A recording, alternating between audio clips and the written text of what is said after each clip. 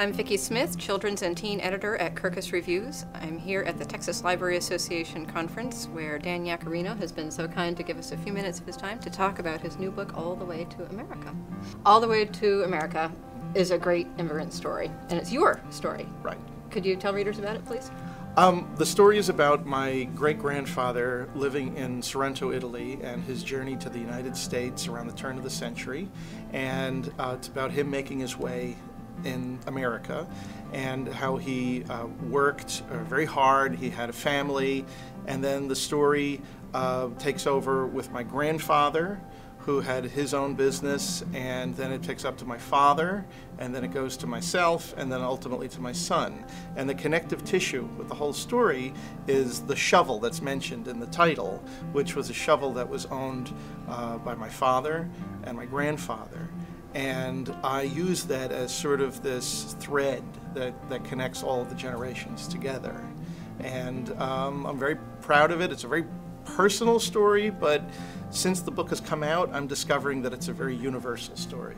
It's really touching, and I love this spread where your great-great-grandfather is receiving the shovel from his father. And the way you designed the page, you have the houses of Sorrento on the left and his father and mother. And then he's taking the shovel and going up the ramp to the ship. It's a beautiful piece of design. There's so much happening just on this one page. The book is horizontal, and I don't usually do horizontal books, but I felt like this book needed to be that, and I don't know if I can quite articulate why it needed to be. I guess all the images in my head were mostly horizontal.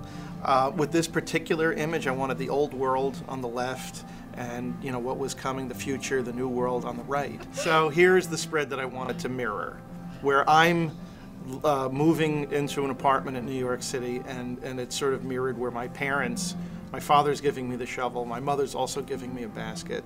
So again, it sort of functions the same way. And then with the final spread of the book mirrors the very first spread of the book, where you have this family together. So I was really trying to close the circle, and I was really trying to connect, you know, all the generations together by doing, you know, sort of subtle things like that. And I think it works beautifully, not only the way it looks, but also you bring it food so often. Well, We're Italian. You are Italian. So, food plays a big part.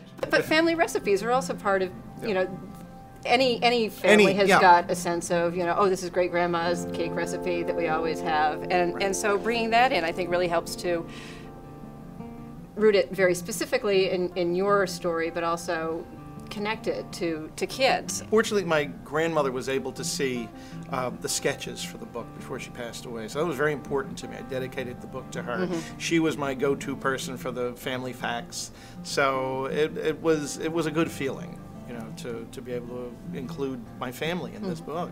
Okay, I also wanted to talk about the spread in Little Italy, because if you look at it, most of the people in this picture are yelling. Right.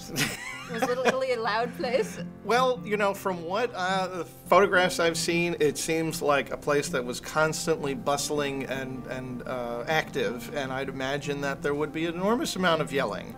And, you know, there's a lot of yelling in Italian families. We call it talking, but most other people would call it yelling. So, yeah, I thought I would include that. I would include, you know, an image like that. I would certainly dedicate a whole spread to food.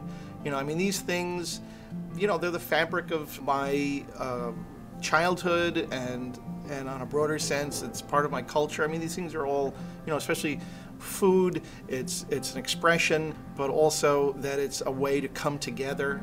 You know, I recall, you know, holiday dinners with my family very fondly. You use a pretty limited palette. Yeah.